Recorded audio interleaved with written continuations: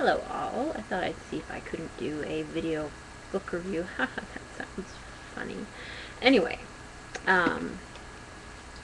Death Comes to Pemberley by P.D. James.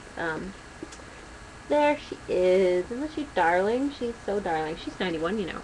I hope I look like that when I'm 91. Probably won't, though. She endorsed letting me to start a I'm older than everyone club. And they probably have. It's entirely possible. Anyway, I'm not generally a fan of sequels.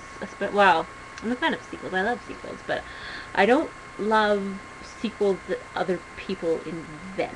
I've never been a big fan of the what happened after the stories that weren't actually constructed by the original author. In this case, Jane Austen. But it's P.D. James. I had to make an exception.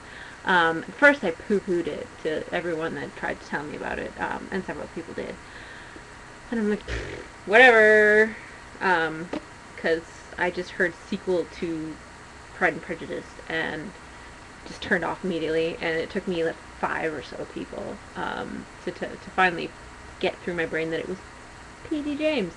And so I was like, oh, well, I have to go look at it at least. It's P.D. James. I love P.D. James. And I did, and then I realized, oh my goodness, it is not just a sequel, but a murder mystery. And the idea of Elizabeth Bennet solving murder was just far too exciting to let go of, and so I purchased it. Real live book, purchased from a shop, even. Chain store that will not be named because my other chain store I prefer did not have it in stock. Boo on you. Anyway, it is quite enjoyable, actually. Elizabeth and Darcy solve a murder. A murder that that'd be giving away the ending. I won't do that. Anyway, it's quite good fun, actually. My one criticism of it was that there's an awful lot of Darcy and not quite enough Elizabeth for my taste. This unfortunately seems like it would be completely historically accurate, because he's the one he's a magistrate, and so he's allowed to gallivant about the country going to inquests and the like. Elizabeth had to stay home and make sure everyone was under control. She did find clues, but she wasn't really allowed to find clues, and she was just sadly in the background, which is so damn realistic. Oh well.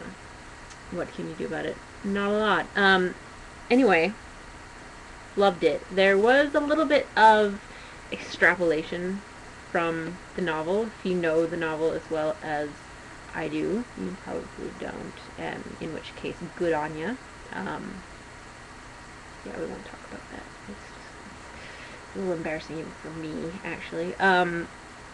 Then you'll read a few things that are like, oh, P. James, you're just paraphrasing what Jane Austen said. There's no actual original thought there, but there is relatively huge amount of original thought, and I quite enjoyed it. It was a very enjoyable evening reading. Yeah, it's a good one. It's I liked it. I didn't expect to like it at all, as you heard me say in the beginning. But I did, and I'm quite happy it's on my shelf. Definitely give it a go if you're a fan of both mysteries and Jane Austen, which I am, and if you aren't, give it a go anyway, because it's really quite fun. So yeah, that's my thought. Death Comes to Pemberley. Yes, it's all very moody. Bye, P.D. James. So cute. So cute. Anyway, bye-bye.